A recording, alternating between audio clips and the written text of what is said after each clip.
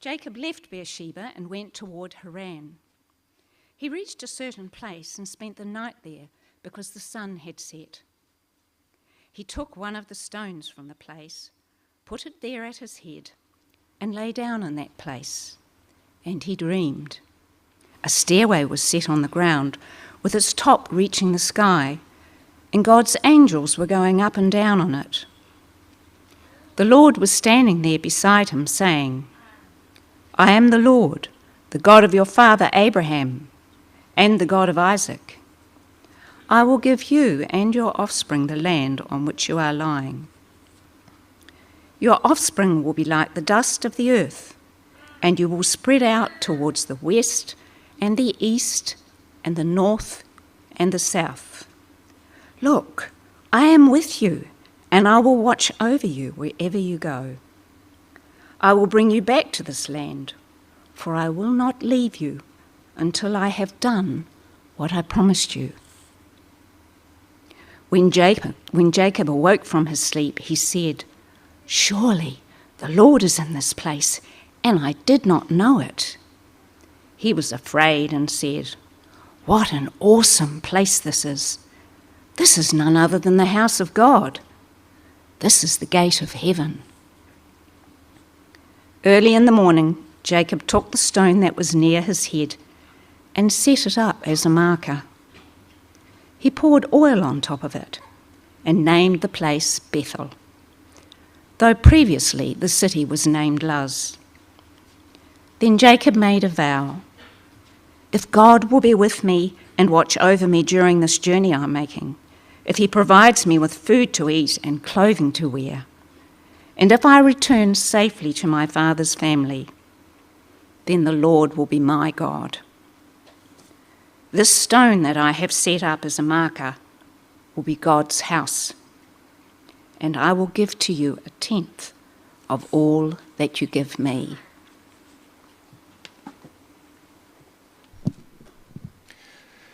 And I'm continuing to read from John chapter 1, starting at verse 43. The next day, Jesus decided to leave for Galilee. He found Philip and told him, "Follow me." Now Philip was from Bethsaida, the hometown of Andrew and Peter. Philip found Nathanael and told him, "We have found the one Moses wrote about in the law, and so did the prophets, Jesus, the son of Joseph from Nazareth." "Can anything good come out of Nazareth?" Nathanael asked him. "Come and see," Philip answered. Then Jesus saw Nathanael coming toward him and said about him, "Here truly is an Israelite in whom there is no deceit." "How do you know me?" Nathanael asked. "Before Philip called you, when you were under the fig tree, I saw you," Jesus answered. "Rabbi," Nathanael replied, "you are the Son of God. You are the King of Israel." Jesus responded to him, "Do you believe because I told you I saw you under the fig tree? You will see greater things than this." Then he said, "Truly I tell you, you will see heaven opened and the angels of God ascending and descending on the Son of Man." This is the word of the Lord. Thanks be to God.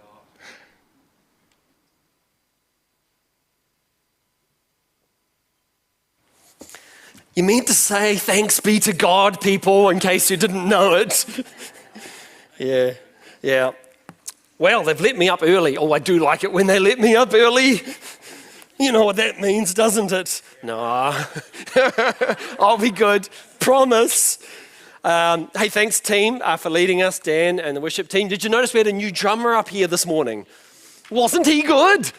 Wasn't he good? Now, I'm not much of a musician or much of a drummer, and if they put me behind a set of drums, the result won't be music, but it does sound pretty good to me. Thanks, Peter, for serving in that way, and it's great to see some young musicians coming through. Well, we're continuing on our series on the life of Jacob in the Old Testament. Jacob's one of the three great patriarchs of the Old Testament: Abraham, Isaac, and then Jacob. And the life of Jacob really does, it's a story about God's boundless, relentless, unmerited, and undeserved grace. I mean, if you were to think of a list of people perhaps that might be worthy of God's blessing and goodness in this world, Jacob's going to be a long, long, long way down your list. You know, the guy's a liar, he's a deceiver, he's a schemer, and that's saying the nice things about him. I mean, and yet this is the man that God chose to showcase his glory and his grace.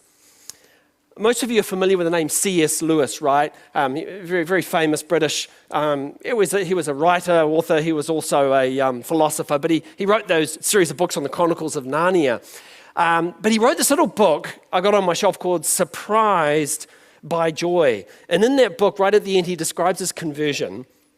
He says, he was the most reluctant convert in all England, brought into the kingdom kicking and struggling, eyes darting in every direction for a chance of escape. I think actually that's some of us here could describe our conversion the same way. We were on the run from God, not to God, and God came chasing after us. There's actually a famous poem by a guy called Francis Thompson on the sort of this theme. It's called The Hound of Heaven. And in there he describes God on the run after the sinner. And as one other writer comments on it, I love these words: as the hound follows the hare, never ceasing in its running, ever drawing near in the chase, with unhurrying and unperturbed pace, so God does follow the fleeing soul by his divine grace. And you know, really, that's exactly what we've got going on here in our story before us in this passage here in Genesis 28. Jacob is a man on the run. He's on the run from God. He's on the run from his home. He's on the run from his family, and he's especially on the run from his brother Esau. And God's unrelenting love won't let him go, just as is not let go of many of us. So this is what we're going to do with the story. First of all, we're going to look at Jacob's journey, and then we're going to look at his dream. You notice a dream in the story, and then we're going to look at Jacob's response to that dream, and then toward the end, as I wrap up, we're going to see how all of this points to the Lord Jesus. Okay? So maybe I'll just recap just a little bit of where we are in the story in case you just jumped in here today and you've missed a bit of the journey so far. I'll pick it up mostly from last week. Isaac, this is Jacob's father, is in his old age. His eyes are growing dim, his body's weakening, and he feels it's time to pass on the blessing to the next generation. God had made it very clear, but before these twins were born, he had two sons, Esau and Jacob. Before they were born, that Jacob would be the one who would be inheriting the birthright and the blessing. It would go to Jacob, the younger. But Isaac, and really ignoring God's clear word on this, he wants to give the blessing to his favorite, Esau, the hunter. The one who brings in the food, right? Well, Isaac has this little secret meeting with Esau and plans to give the birthright to him behind closed doors. Rebekah, his wife, overhears all of this, and she's got a little thing going on of her own. She gets with Jacob and makes a little plot, a plan to outwit old Isaac, dress Jacob up in Esau's clothes, and fool him so that he gives the blessing to Jacob, which exactly what happens. When Esau comes back from his hunting trip, he's absolutely livid and he's ready to hang Jacob up on one of his meat hooks. When Rebekah gets wind of this and of Esau's intentions to kill him, she warns him and then goes to Isaac. And then under the pretext of Isaac, Jacob needs to find a wife, and not from this Canaanite woman, but from his family. Let's get him out of here. She manages to sort of manipulate that again, and Isaac calls Jacob and sends him off to his uncle Laban's home in Haran. Now that's where we are. That's brought us to this place now in verse 10, chapter 28 of our story. Okay, Haran, actually, this is interesting, is where Abraham first came from. So what we've got going on here is actually Abraham's journey in reverse. It's going backwards. Jacob's hope is that Esau's anger will cool off after a few days. And that's just rather naive. It really is, after what he did to his brother. Jacob doesn't know what awaits him in Haran. He doesn't know that his uncle Laban is actually going to enslave him there. He doesn't know that a few days are going to turn into 20 years. Jacob actually foreshadows, this life that we're reading about, it foreshadows a nation. It's foreshadowing a whole nation. They're going to follow the same similar path that will be exiled twice to serve in Egypt and then in Babylon. And Jacob, whose name will later be changed to what? Israel, right? The supplanter, the one who wrestled with God, is going to have his name changed. And he'll go through what the nation would later endure. So we come to verse 11 on the story here, and it says, and he reached a certain place. That's just an unknown place. It's no place in particular. And he spent the night there because the sun had set. That's not an incidental little detail there in the text. That's a picture of Jacob's life. It's a picture of Jacob's dark, deep struggle against God. And the sun's not going to rise on Jacob until 20 years later, when after a wrestling match with God, and that's going to be a scene to come to, boy, oh boy, that's going to be good. He returns to the promised land at last, 20 years later. Jacob was never one for the outdoors, as we know the story. He's a bit of a homeboy. This is not his thing. And here he is out alone, under the stars, in the middle of nowhere, and he's got a rock for a pillow. Poor old Jacob. Isolated, homeless, and alone. Behind him is Beersheba, where his brother wants to kill him, and ahead of him is Haran, where his uncle's going to enslave him. And so with a rock for a pillow, no one to take him in, he settles down for the night. And that brings us to Jacob's dream, verse 12. And he dreamed. A stairway was set on the ground with its top reaching the sky, and God's angels were going up and down on it. The Lord was standing there beside him. So this is actually a very sudden, unexpected interruption into Jacob's dream. I hope you know that. This is God breaks in, right? In the Hebrew text, it has a marvelous way of picturing this. We can't kind of see it in the English. It's captured a tiny bit with some of the very old translations. They stick a little word 3 times into those verses, behold or look. It's the little Hebrew word hine, and it's an exclamation of surprise and suddenness. And even the Hebrew text is shortened in each phrase. It gets shorter and shorter. So it almost would read like this.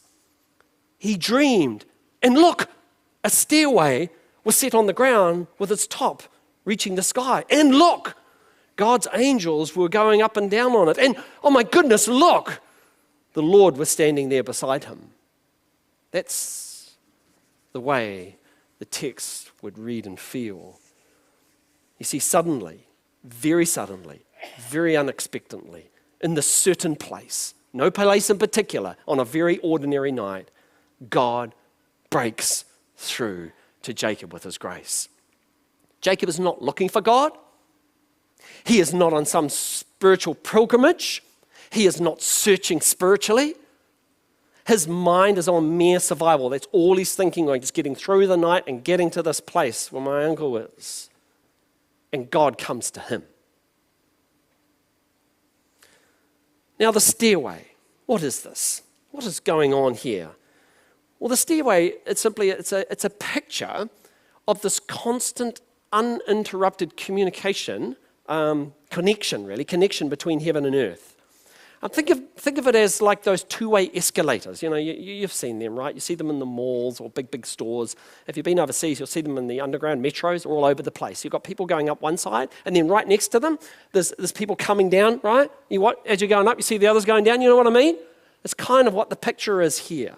And God is at the very top, if you like, in heaven, and below at the bottom of the escalator is Jacob and us, really, on earth. And then going up and down are these angels, ministering spirits, they're called in Hebrews chapter 1, verse 14.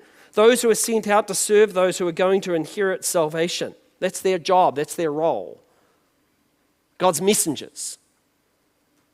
And here is one who is about to inherit salvation, yet he does not know that yet. But it's not the angels that are the focus of this vision, is it?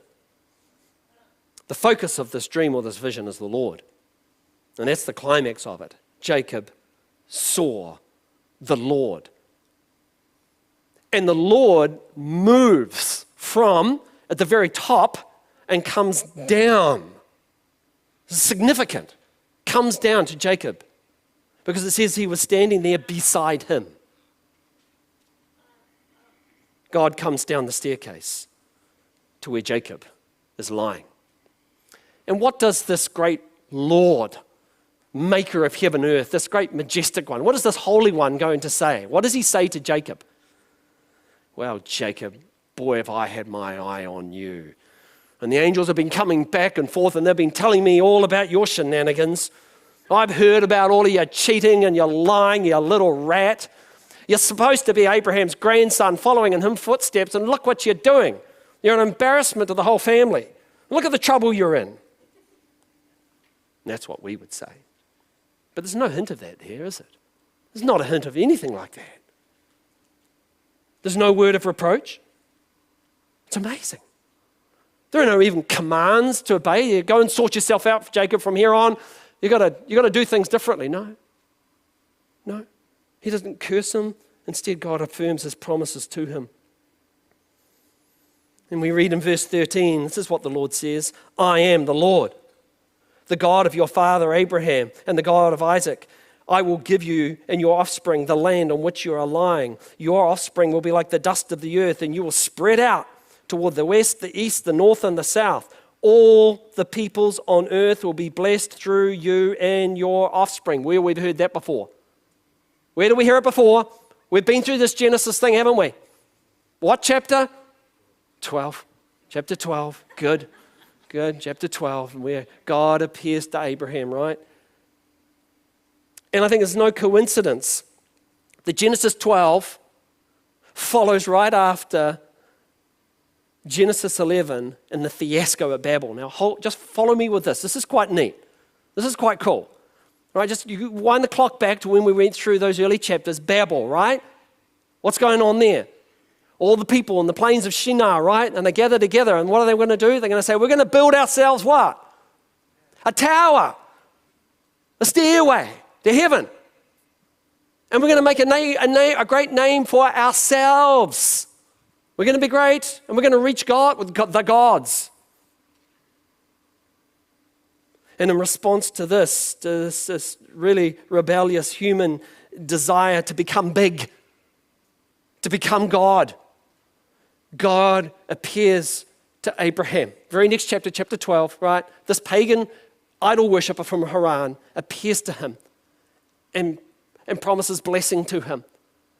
And it's very sudden and it's very unexpected break-in into Abraham's life. And here we have the very same thing with Jacob, unexpectedly, undeservedly, remarkably, God breaks in and reaffirms his promises now to this man, this deceiver, Jacob. It's quite startling. You know, I just thought about this way that God works. This wonderful, wonderful way that God works. How different it is to the religions of this world, isn't it? And it's all about how we can reach God by our own efforts, isn't it? It's all about what we must do. And there's always some sort of ladder to climb. There's something to achieve, to attain. We must do enough to reach God, or we must perform these rituals or pray these prayers. We must jump through these hoops. We must follow these rules, and then we might find God. But not with the God of the Bible, not with the God of Abraham. He comes to us. And the ladder and the staircase is not for us to climb up. It's for what? God to come down. It's for God to come down. And that's what grace is. That's what grace is. And that's what the gospel is. God coming down to promise and bless and to save. Well, that's the dream. Now look at this response. It's a beautiful response, really. Verse 16, when Jacob awoke from his sleep, he said, "Surely the Lord is in this place, and I did not know it." He was afraid and said, "What an awesome place this is." Literally, what a fearsome or fearful place this is. This is none other than the house of God. This is the gate of heaven. He is utterly overwhelmed. And for the first time in his life, Jacob experiences true awe, true fear of the Lord.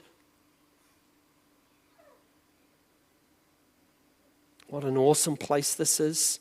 This place, this ordinary no place where Jacob was sleeping in the dirt.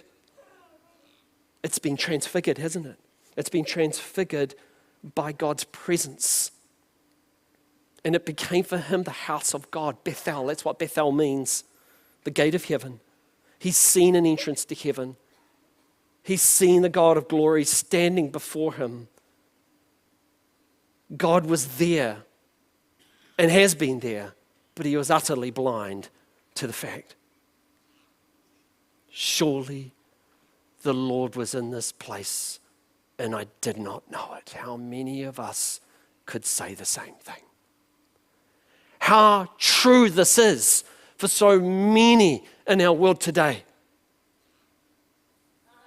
God is there and they do not know it. They're oblivious to it. And they walk and move through this life that's permeated everywhere by the presence of God and his creation and his power and his wisdom and his love blessing mankind when they don't deserve it.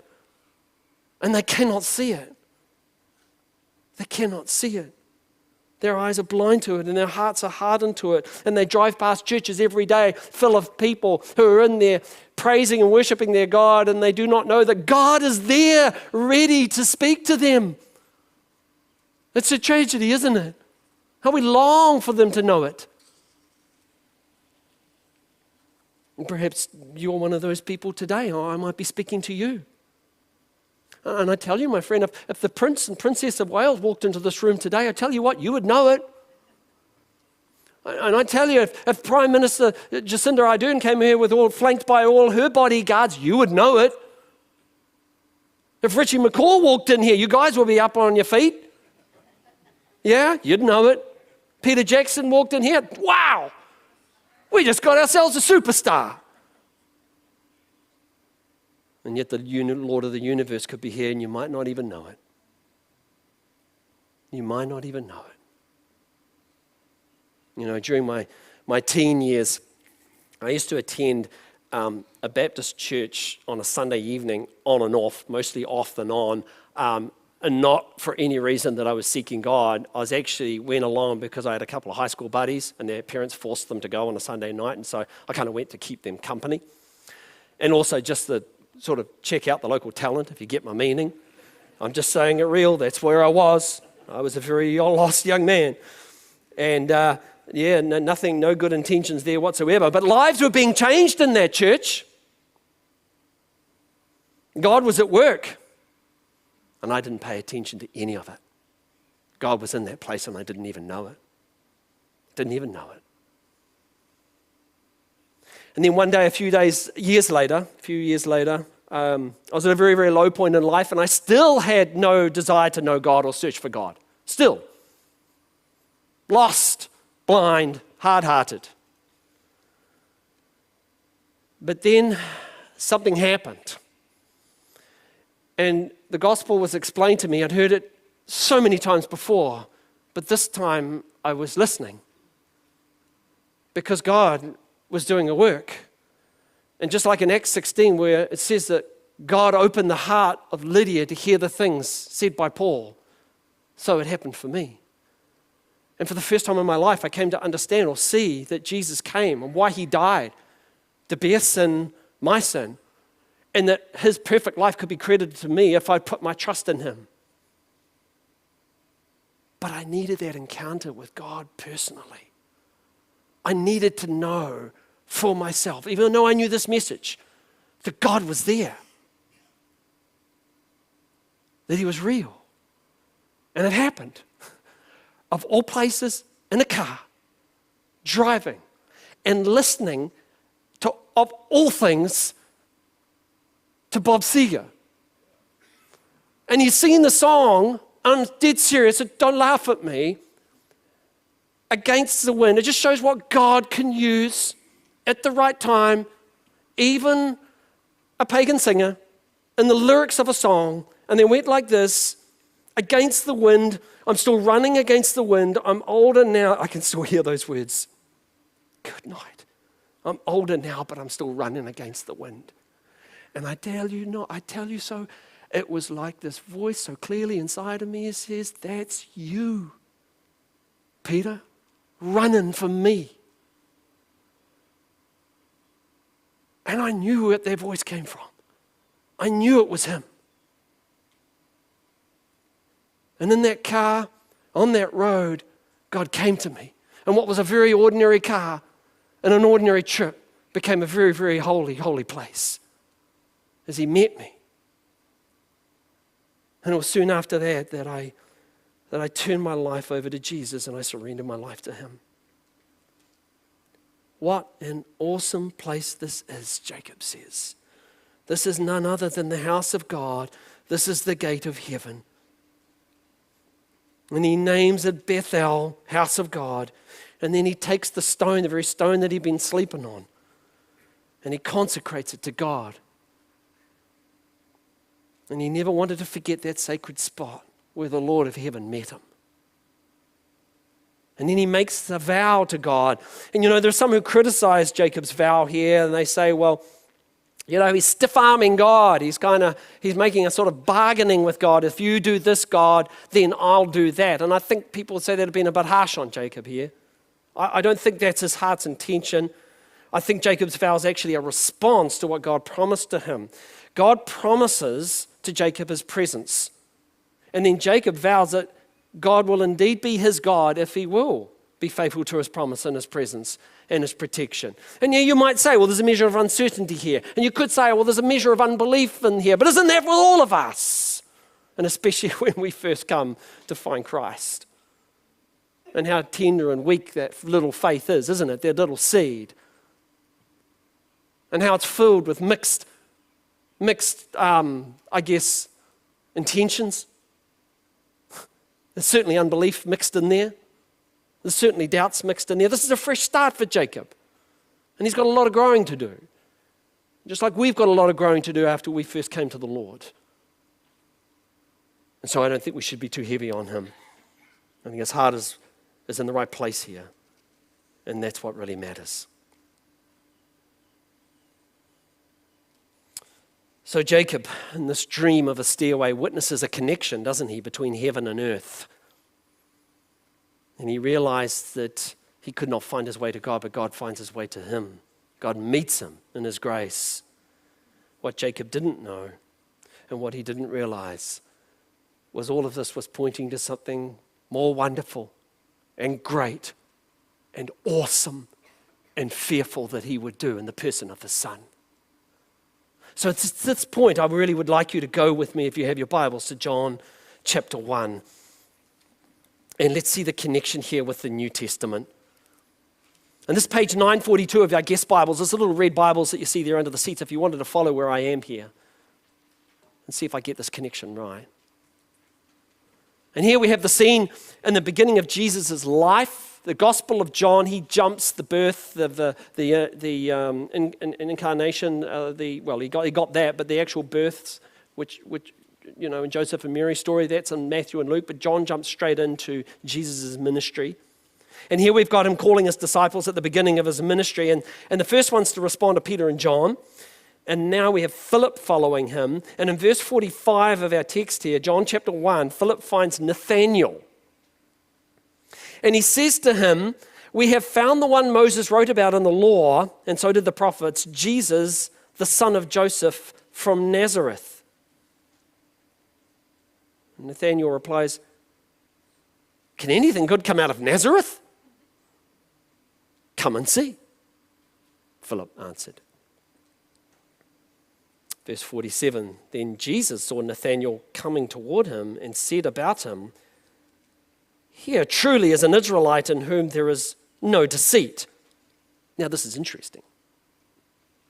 Israelite is the name given to all of Abraham's descendants after Jacob's name was changed to Israel. Jacob was characterized by being a liar and a deceiver. His life was one of deceit. Here, Jesus says, is a true Israelite, someone without deceit. Here is the one who is opposite to the twisted Jacob, but what twisted Jacob would actually become when God had finished with him. And Nathanael's curiosity was aroused. And he says, well, how do you know me? How do you know me like that? Like inside? And Jesus answered, before Philip called you, when you were under the fig tree, I saw you. I saw you. Now, when Jesus gives that answer, we might think, well, that's just ordinary enough. If we just thought of that as like, well, when I was in town yesterday, I saw you. Or I was going past the library and I saw you through the glass reading a book. It's not like that. That's not what Jesus means at all, and Nathanael knows it. Because look at Nathanael's response. Rabbi, you are the Son of God. You are the King of Israel. You see, Jesus had seen Nathanael not in public, but in private, in the secret place, when Nathanael couldn't see him. Jesus had seen him perhaps in a quiet spot, behind a wall, under this tree, perhaps searching the scriptures, perhaps seeking God. We don't know. But Nathanael was alone, and there was no one there. Jesus was there. And he had seen Nathanael in the same way that he sees us. He sees our thoughts. He sees our hearts. He sees it all. Only he knows our ways. Only he knows our thoughts, because he's the all-seeing God of the universe. And Nathanael suddenly realizes who it is who's standing before him. And then Jesus replies to him in these amazing words here, which is where I wanted to get us to, in verses 50 and 51. And he says, do you believe because I told you I saw you under the fig tree? You will see greater things than this. Then he said, truly I tell you, you will see heaven opened and the angels of God ascending and descending on the Son of Man. So Nathanael represents the new Jacob, the member of the new Israel who comes to God through Jesus, who is God's link between heaven and earth. Jesus is the new stairway. That's the whole point here. He comes from heaven to earth, and he takes people from earth to heaven. He is the mediator between man and God. And he is the way, the truth, and the life. And Jacob didn't understand that, but Nathanael certainly does. And you will too, if your eyes are open and your ears are open to hear. You will see greater things than these, Jesus says. You will see me, Nathanael, you'll see me lifted up from the earth. That's what you're going to see. And you'll see me die a cruel death. And you'll see me rise from the dead. And you will see the gates of heaven being thrown open for all to come through me who believe, to find their way to God. I am the one. And I am the one between heaven and earth. Jesus is the new Bethel. He's the place where God is revealed, where heaven and earth meet. And this is his house. Right here. No, not the building. Not the glass and the walls and the fixtures and the steel beams. Not that. No, the people of God who come to God through Jesus. Because the people of God constitute the new temple of God, where God dwells. There's nothing special about these bricks and building. But what makes this place special is the God of heaven takes up residence in the hearts and lives of his people. And when they come together, he's there. He is there. I don't know where you're at in life this morning, and I guess we all are at different places, aren't we? Different places. Perhaps you're in a difficult place. Perhaps you're in a very dark place. And there might be something you're running from. Yeah? You're running from something or someone, and you're running somewhere, or you're lost, like I was, going around in circles. There might be a situation that's a threat to you, and you think that's the last place where you think you're going to find God. But you know, I want to encourage you, my friends, because it's in these very places that God comes and finds us. He'll come and find us while we're on the run. While we're running from God, we run into God because he's after us. And maybe this frightens you, like it did Jacob. And you realize that God is bigger than anything you've ever encountered. And you're not sure what all this is going to mean, but the answer lies, I can tell you, in Jesus. That's where it's all made clear. If you're in a fog and you're on some sort of spiritual quest, you're trying to work it all out, it all becomes clear when you find this man, Jesus, this God-man. Because he's the place where you'll discover, perhaps the first time, free, undeserved, unmerited grace. God's favor will be upon you. Grace for deceivers, grace for cheaters, grace for manipulators. That counts just about everyone else in this room so far. Grace for liars, grace for the Jacobs of this world. There's people just like you and me. There's a famous saying that says, there's no pit so deep that the love of God is not deeper still. Jesus, the new stairway from heaven and earth, will reach down to you. To you. And the minute you're ready to get things right with God, he will take you all the way to heaven. You don't have to die to experience heaven. You can experience right here. You can experience it right here. Maybe some of you are ready for that. Would you like to come to Jesus today? Today. Let's pray together. I'll ask you to bow your heads with me. Father, we just thank you so much for your grace, and we thank you for the love that you had for Jacob and all the Jacobs of this world. Lord, the liars and deceivers and manipulators and cheaters, people just like ourselves who need to know there is a way to heaven, there is a way to be forgiven. And the answer is in you, Lord Jesus. Oh, will you make yourself known to those who need you? We all need you. We're all lost without you. But Lord, if there's a heart in here, there's a soul that's wrestling against you, will you break through just like you broke into my life? Make yourself known. May they know it's you and your voice speaking to them and calling them in. And I ask this in your precious name.